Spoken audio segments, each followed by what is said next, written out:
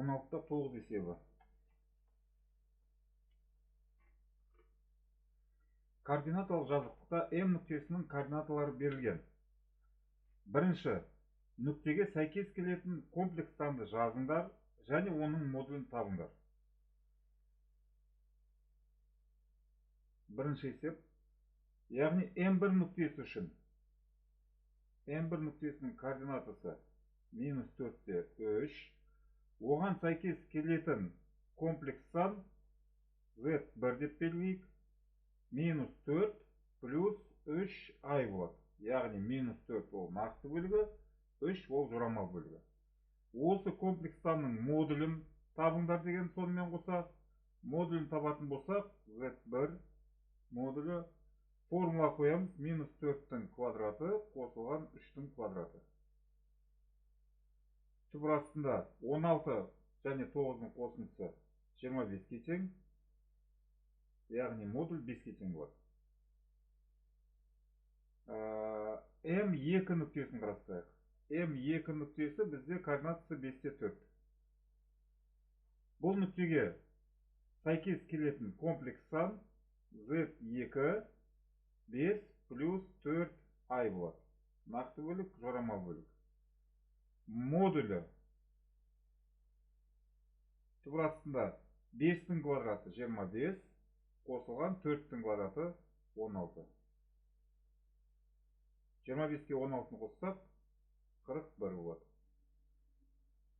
Келесі нүкте М3 нүктесі, оның координатасы -4-те -3. Бұл нүктеге сәйкес келетін комплекс сан -4 -3i.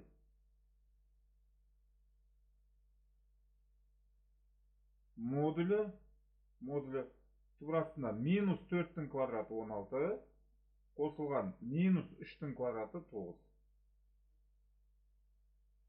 Түбір астында 25, немесе 5 деп жазсақ болады. Келесі нүкте бізде М4 нүктесі. Ол нүктенің координатасы 3-те -2. Оған сәйкес келетін комплекс сан 3 - 2i.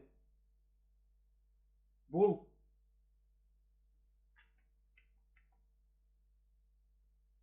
комплекс санның модулін табу үшін нақты бөлігі 3-тің квадраты 9, қосылған жорамал бөлігі, мынайдан қарасақ болады, -2-нің квадраты 4. Түбір астында 13 болады. Және келесі нүкте бізде М5 нүктесі.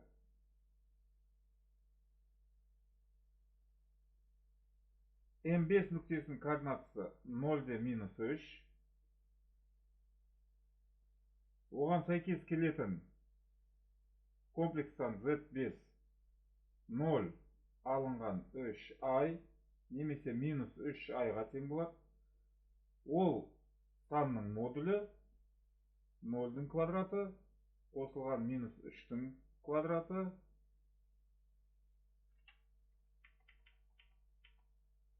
-3-тің квадраты. Есептейтін болсақ, бұл 3-ке тең болады. Келесі комплекс санымыз бізде М6. Координатасы 1-де 0. Сәйкес келетін комплекс сан 1 қосылған 0 көбейтілген i, немесе 1 десек те болады. Z6-ның модулі 1-дің квадраты қосылған 0-дің квадраты тең 1. Және соңғы нүкте көрсетілген М7 нүктесі.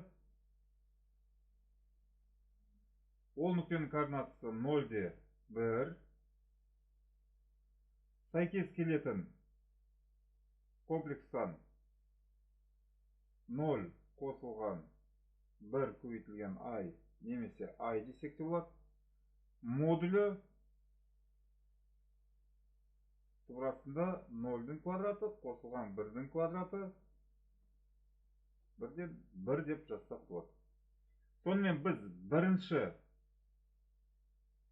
есептің бірінші бөлімін аяқтадық.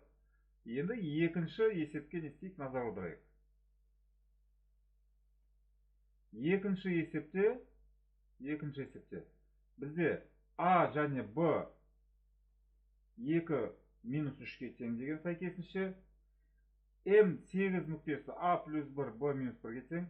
М8 және М9 нүктелеріне сәйкес келетін комплекс сандарды жазыңдар дейді. М8 нүктесінің бірінші координатасын табайық. А-ның орнына 2, Б-ның орнына минус 3 қойсақ, 2 плюс 1 минус 3 минус 1. Бұдан М8 нүктесінің координатасы 3-те минус 4-ке тең болады.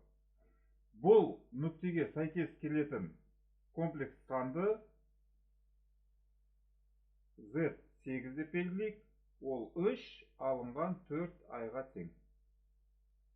Келесі нүкте М9 нүктесі. Оның координатасы А-3, яғни 2 минус 3. Б минус 2, яғни минус 3 минус 2 болады. Бұл нүкте М9 нүктесі бізде минус 1, минус 5 болады.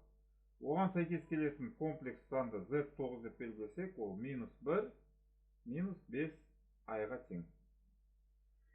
Осымен 16-та 9-шы есеп аяқталды.